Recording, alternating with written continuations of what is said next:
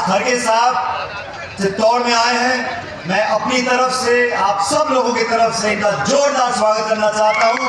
आदरणीय खड़गे जी, जिनका 5-6 दशक का राजनीतिक अनुभव है, ये हमारी पार्टी के निर्वाचित अध्यक्ष हैं और अपना आशीर्वाद देने आपके बीच यहाँ हमारे बीच मौजूद हैं।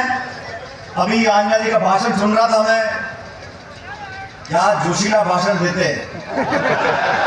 जैसे जैसे उम्र बढ़ती है उतना जोश बढ़ता रहता है। तो मैं तो आंजना जी को पूछ रहा था गाड़ी में, मैंने कहा उदयलाल जी आप मुझे बताओ आप किस चक्की का आटा खाते हो, हम लोग भी चालू कर दें।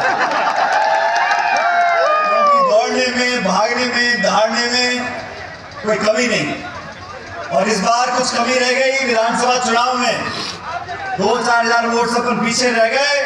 लेकिन मैं आप लोगों को आवेदन करना चाहता हूं, आह्वान करना चाहता हूं, इस देश में 10 साल से जो हालात पैदा हुए हैं वो आप सबके सामने हैं। किसान, मध्यम वर्ग, महिला, हर व्यक्ति को शोषित करने का काम इस सरकार ने किया है। पिछली बार जनता ने वादों को मानकर 300 पार करा दिए थे।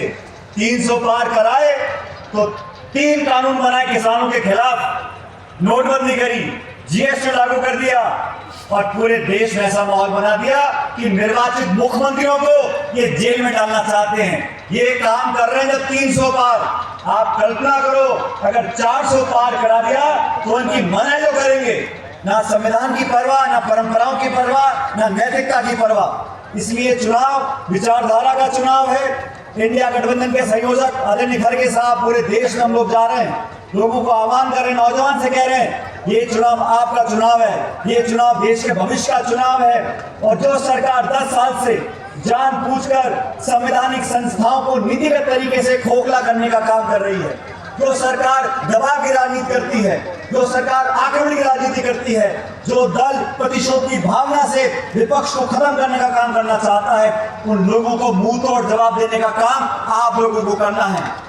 और एक कांठल के लोग, चित्तौड़ के लोग, आप लोग जाबाज लोग हो, आप बहकने वाले नहीं हो, आप आसानी से भावनाओं में बहने वाले लोग नहीं हो। मैं आप लोगों का आह्वान करना चाहता हूं, इस देश के भविष्य की खातिर किसान, नौजवान, महिला, कमेरे सब इकट्ठे हो जाओ और हाथ के निशान पर 26 तारीख को बटन दबाकर कांग्रेस पार्टी को जिताओ।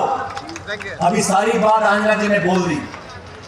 अब आंजना जी को मैं भी अच्छी तरह से जानता हूँ और उदयलाल आंजना जी आज के नहीं है, बहुत पुराने हैं। जब मैं अध्यक्ष था तो मेरी कमेटी में उपाध्यक्ष होकर काम करते थे। जब पार्टी ने कहा झंडा गाड़ कर खड़े हो जाते थे। और हमारे दोनों का संबंध भी कुछ ऐसा है उदयलाल जी का, खट्टा भी है, मीठा भी है। जानते हैं जब मैंने 2014 में कहा था इनको लोकसभा चुनाव लड़ने के लिए जालौर से, ये मर्द की तरह वहां गए और पार्टी का चुनाव लड़ा। 18 में हम चुनाव जीत कर गए। पार्टी ने इनको मजबूती से सरकार में करने का मौका दिया, आप सबकी सेवा करी और किसानों की आवाज राजस्थान की कैबिनेट में अगर उठाते थे तो उदयलाल आंजना जी उठाते थे।